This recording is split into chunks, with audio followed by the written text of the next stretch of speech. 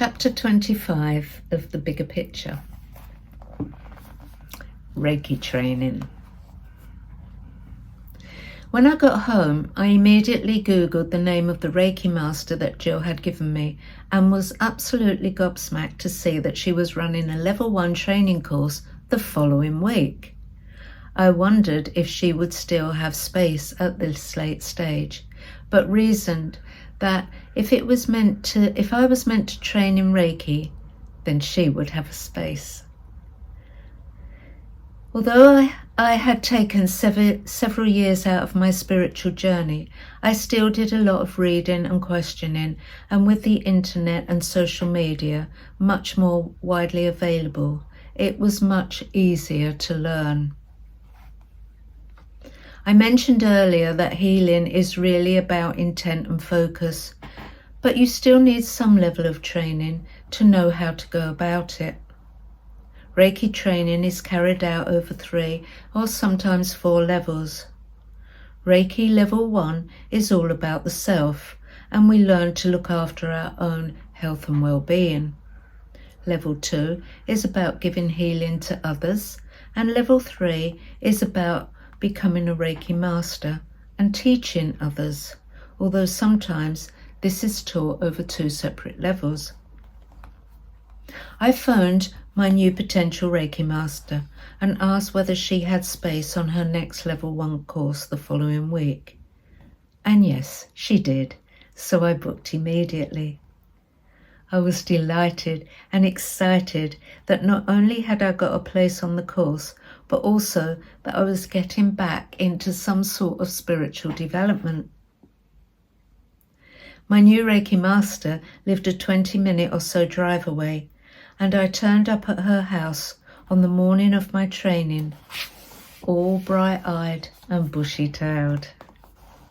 There was just one other person on the course that day, and Catherine, my Reiki master, told us that she liked to keep it small and to be able to give more individual attention, and for each of us to gain the maximum we could from the day. What an amazing day it was. We were attuned to Reiki, taught the principles of healing, meditated, and finally showed how to give a self-treatment.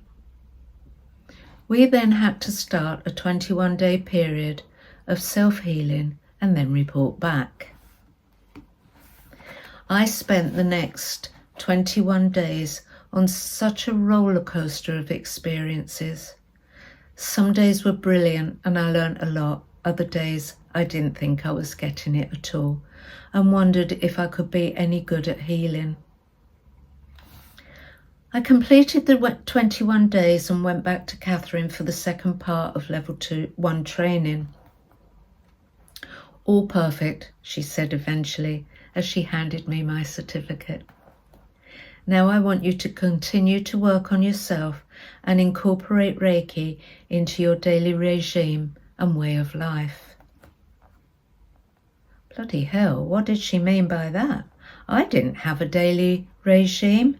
I just bumbled my way through life. Should I start a daily regime? And if I should, then what should it be? I thought about it for a while, but all I could come up with was a self-Reiki and meditation. Was that enough? Well, it was a start. I could build on that if and when I needed to. When can I do level 2? I asked Catherine. Not for a minimum of 3 months, she said, but 6 months would be better. I didn't want to wait that long, but I didn't have a choice.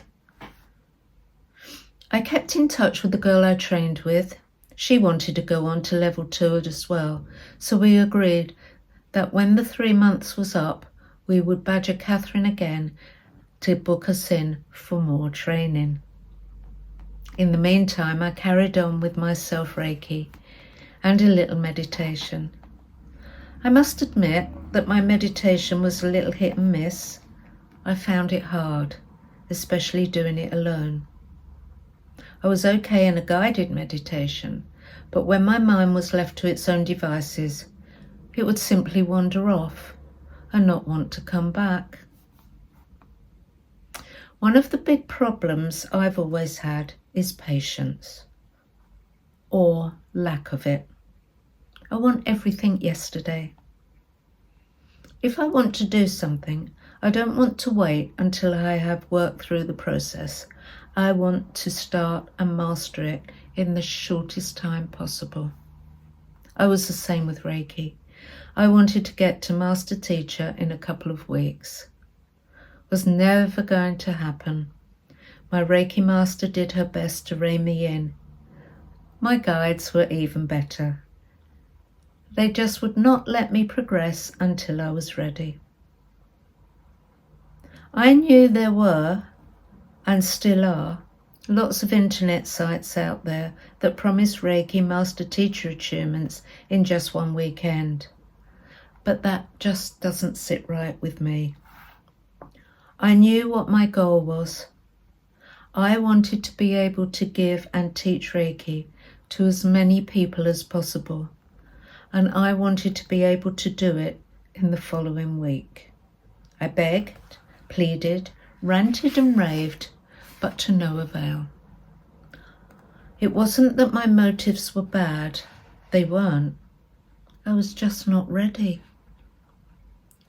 That was hard for me because of my natural urge to steam ahead and just get on with it. It was a big lesson, and I had a hard time learning it. I tried to listen more now. Reiki, like a lot of things in life, is not something to rush at. Learning, like Reiki, does not have an end. We do it constantly, whether we're aware of it or not. Life is one big classroom. Every day, something new comes into our lives. It comes in many forms. Something we read, something we watch on TV, something someone tells us. We need to slow down, look, listen, and learn. If we go full steam ahead, we miss the journey. We will never learn if we're blinkered and can only see the goal. Yes, we can aspire to our goals and we will reach them, but in the fullness of time, when we're ready. I knew that if I became a Reiki master teacher the following day, I would be the very best Reiki master teacher I knew how to be. However, if I waited a while, learned a lot more, I would be even better. If I were to teach others, they deserved the best they could get. But don't give up your dreams just because you can't do it immediately.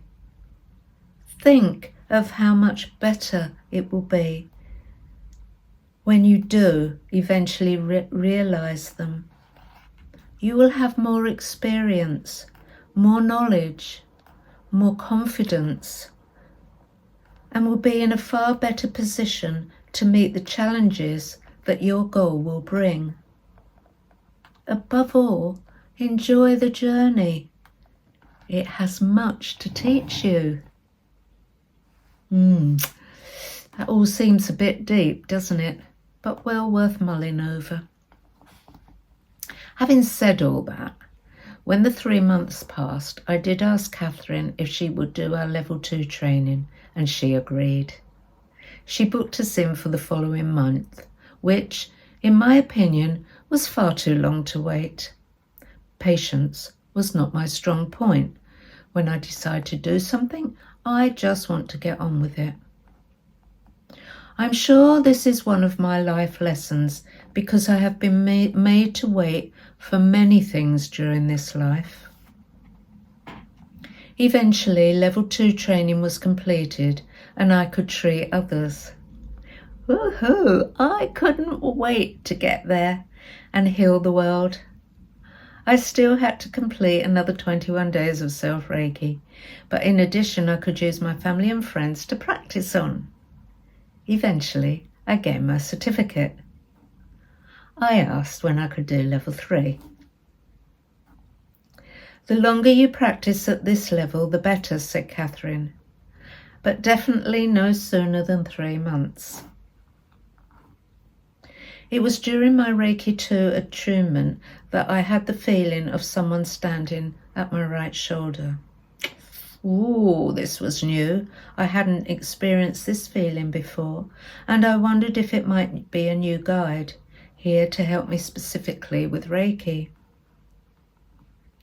I mentioned it to Catherine, and she confirmed there was indeed someone standing just behind my right shoulder. She suggested that during a self-Reiki session, I asked for a name and who they were. During my next session, I asked the guide to come and help me and asked if I could be told the name and a little more about them. Again, I felt a very strong presence of someone just behind my right shoulder, and this time had a feeling around my chin and neck. It was as if I was wearing something. That was it. No name. Still none the wiser as to who my new guide was. The following morning, in that lovely moment when you're not quite asleep but you're not fully awake either, I saw the words that looked like St. Wendra of Dreda. I was taken aback. Where did that come from, and what did that mean? I googled and was absolutely gobsmacked on the hits I got. Amongst them was the following. Saint Wendreda was the daughter of a 7th century King Anna, one of the earliest Christian kings. At a time when Christianity was putting down roots among the Anglo-Saxon peoples of England, Saint Wendreda and her sisters, Ethelred and Sexburga, were enthusiastic missionaries spreading the gospel of Christ. Shunning the life of a princess, Wendreda dedicated herself to healing. She eventually settled in a small settlement called Marchford, where some humble fishermen resided. Her sister, Ethelred, went on to found the monastery at Ely, where her other sibling, Sexburga, became abbess of the monastery in Minster. Later, Wendreda founded a community in March, Cambridgeshire, dedicated to healing. She passed peacefully into the heavenly kingdom, and her relics enshrined in gold were buried in Ely Cathedral. However, in 1016, the relics were carried off in battle in the hopes they would bring victory. At the Battle of Ashington, the conquering Danish king, a pagan, seized the relics, but soon was converted to Christianity. He took the relics to Canterbury Cathedral, where they rested for the next 300 years. In 1343, St. Wendreda returned to March and enshrined in the church dedicated to her memory. The St. Wendreda Church stands to this day and is world famous for its magnificent double hanger beam of roof, along with 120 carved angels. Not only was that so mind-blowing for me, but as a keen genealogist, I had traced my paternal family back to March in Cambridgeshire. A few years later, I visited March and the church. It took me a year to complete all my Reiki training, and I was so proud when I received my Reiki Master Certificate. Not only could I get out there and heal the world, but I could teach the world how to heal itself too. Oh, my naivety knew no bounds. It took me a long time to learn that some people didn't want to be healed, and they certainly didn't want to heal themselves.